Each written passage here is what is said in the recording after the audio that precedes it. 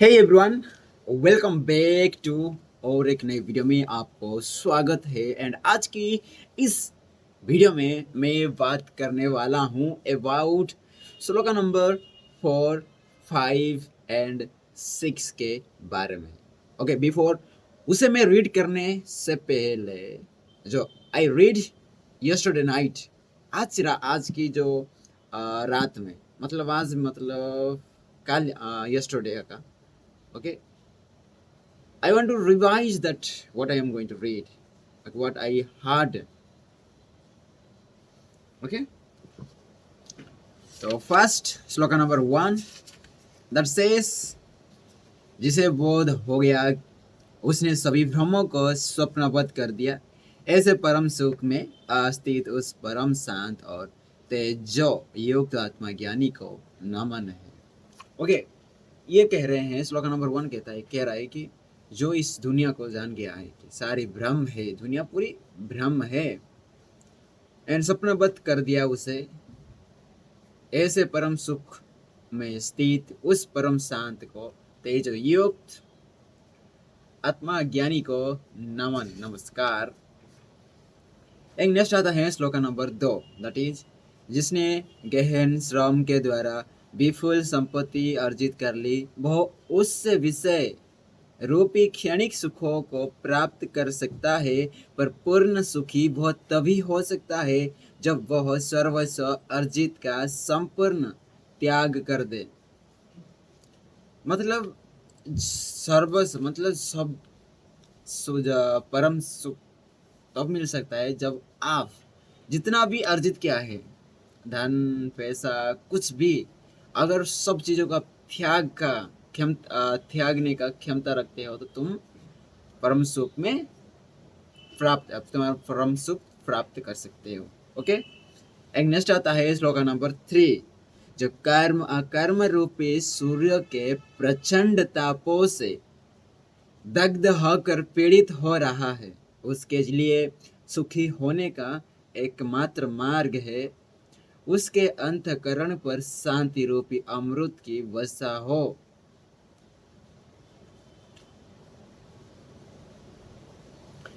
Okay, इसमें shloka number की बात की एक प्रॉब्लम दिया है एंड उसका सॉल्यूशन भी इसी में ही दिया है।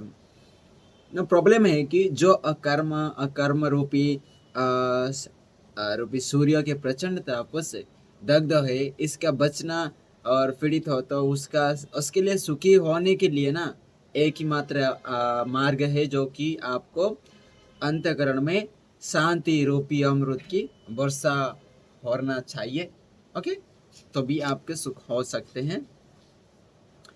तो आज हम पढ़ने वाले हैं about shloka number 4, that is, तो without wasting any time let's begin. तो फर्स्ट इज, भव अयहम भावना मात्र न किंचित परमार्थतः नास्ति भावः स्वभावनम स्वभावनम भाव भाविनम। अर्थात इस श्लोक की जो सामान्य अर्थ है, दैट इज, यह जगत कल्पना मात्र है, परिमार्थिक रूप में यह कुछ भी नहीं है।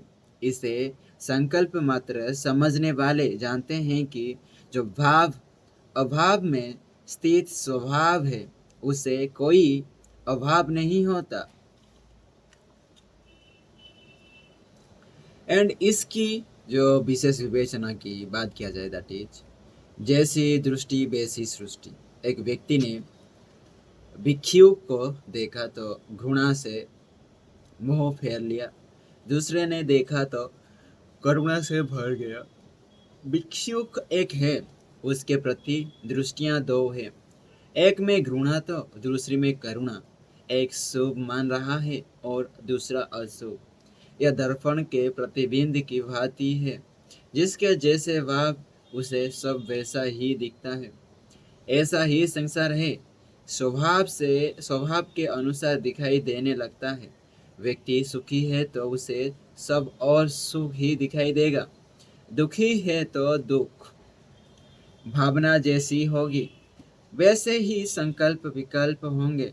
इनमें परमार्थ तो है, यही नहीं स्वभाव और सुविधा अनुसार जगत को अपनी दृष्टि से आकर प्रकार देना है, यही जगत का भ्रांत रूप है। हष्टावक्र जनक को समझाते हुए कहते हैं कि संसार में लिप्तता ही ऐसी है कि व्यक्ति चित्त से चित्र बनाकर चरित्र बनाता है। जैसे व्यक्ति स्वयं बना ले वह कल्पना मात्र ही है, क्षणभंगुर है, पारमार्थिक रूप से उसे कुछ भी नहीं होता, क्योंकि स्वयं ने स्वयं के लिए बनाया है। महर्षि कहते हैं कि जगत संकल्प मात्र है, परमार्थिक नहीं। अतः भाव अभाव में स्थित स्वभाव को कोई अभाव नहीं होता। ओके, एक लाइन में कहना चाहूँ तो श्लोका नंबर 4 ये कहना चाहती है कि आप जैसे देखोगे दुनिया को, वो दुनिया आपको वैसी ही नजर आएगी। ओके, एक नेक्स्ट आते हैं श्लोका नंबर 5। न दूरम न च संकचाल अध्व मेवत्नाम मेवत मनः पदम निर्विकल्पम निरायंसः निर्विकारम निरंजनम। ओके, इसकी जो सामान्य अर्थ है दैट इज जो निर्विकल्प, निष्क्रियास, निरपेक्ष, निरंजन, वह निर्विकार हो गया, उसके लिए आत्मा पद ना तो कहीं दूर है ना संकुचित। ऐसे सत्पुरुष के लिए आत्मा पद सर्वत्र व सहज उपलब्ध होता है। और विशेष विवेचना की बात किया जाए दैट इज दैत ने संसार में भ्रम फैला रखा है कि आत्मा और परमात्मा दो अलग सत्ताएं हैं।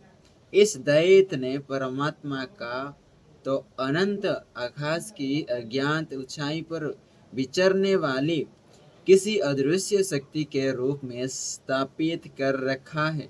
आत्मा के विषय में कहा जाता है कि वह व्यक्ति का प्राण है जो जन्म के समय देह में प्रवेश करता है और मृत्यु के साथ बाहर निकल जाता है। आत्मा का बस इतना ही कार्य है। इन द्वैतवादियों की दृष्टि में द्वैत के अनुयायी अनुजाई ये सांसारिक व्यक्ति भी इसी भ्रांति से ग्रस्त रहते हैं और नाना विषय विकार में फंसकर जन्म जन्मांतर के कष्टों को भोगते रहते हैं।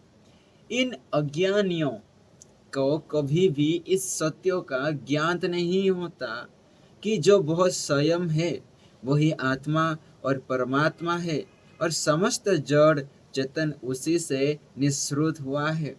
जीव जगत आत्मा का अंश है जो आत्मा से ही उत्पन्न होता है और अंततः आत्मा में ही विलीन हो जाता है। जो जिज्ञासु मनुष्य है वे आत्मा लब्ध होना ही अपनी अंतिम परिणाम मानते हैं। महर्षि अष्टावक्र राजा जनक को समझाते हुए कहते हैं कि जो संकल्प विकल्प से मुक्त, प्रयास रहित, दस रहित और विकार हो गया है, उसके लिए आत्मा पर सर्वत्र बहुत सहज उपलब्ध है। ओके, ये था श्लोक नंबर 5 के बारे में। ओके, श्लोक नंबर में एक लाइन में बोलना चाहूँ तो श्लोक नंबर 5 ये कहना चाहती है कि ओके, जो निर्विकल्प ब्रह्म में फैल रखा है, आत्मा और परमात्मा दो अलग अलग सत्ताएं हैं, लेकिन ये इंसान को ये पता नहीं है, अज्ञानी को ये नहीं पता नहीं है कि आत्मा परमात्मा आपके अंदर ही है। एंड जितने भी आप सारे चीज़ों आप दुनिया में देखते हैं, सारी चीज आपकी आत्मा से ही निःसृत हुई है।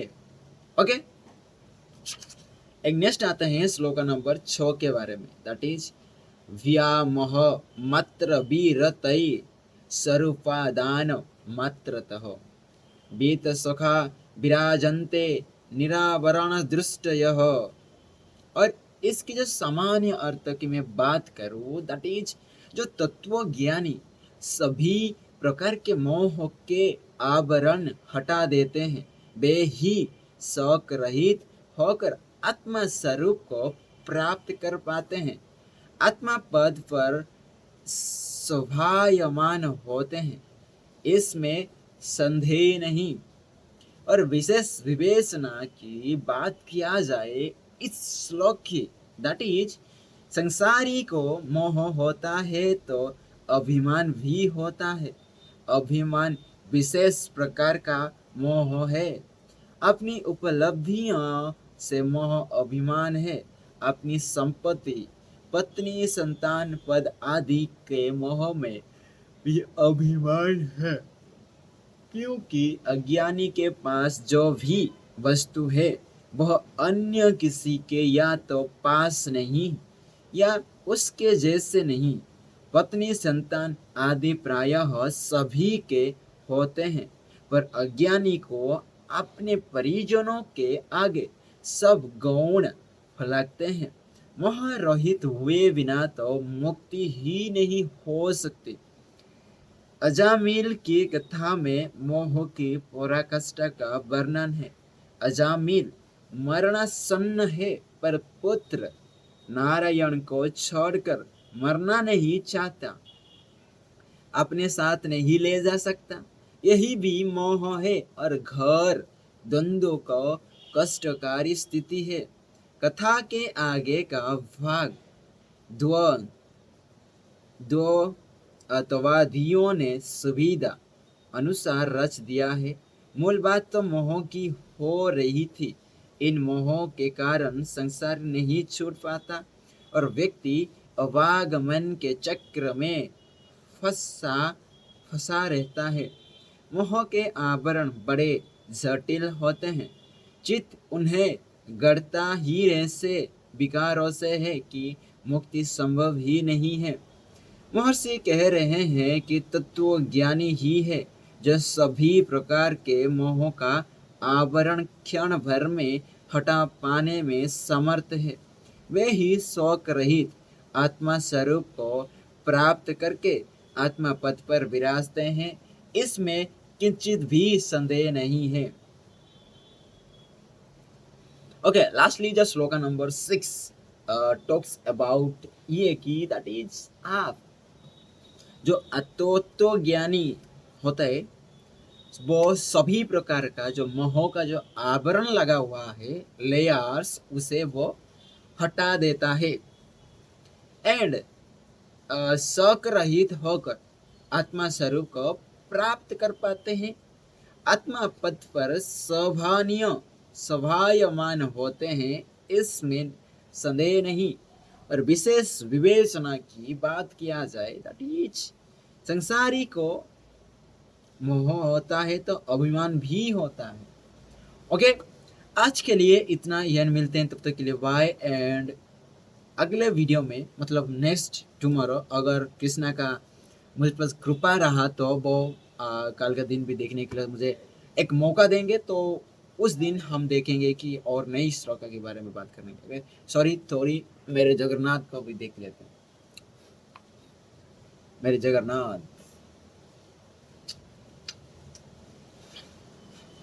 ओके, मेरे सामने ही रहता है हर वक्त। मैं उसे मेरे सामने ही खड़ा रखता हूँ। खड़ा नहीं, मेरे सामने ही जैसे रखा हुआ बनाया है, बेस्ट मस्त। उसके पास पत्थर बहुत अच्छा आवाज सजा के रखा है। ओके मेरे प्यारे कृष्णा। ओके, आज के लिए इतना ही, एंड मिलते हैं तब तक के लिए बाय। एंड ख्याल रखना एंड स्माइल ना, don't forget your smile on your face. रखने के लिए कभी भूलना मत। ओके।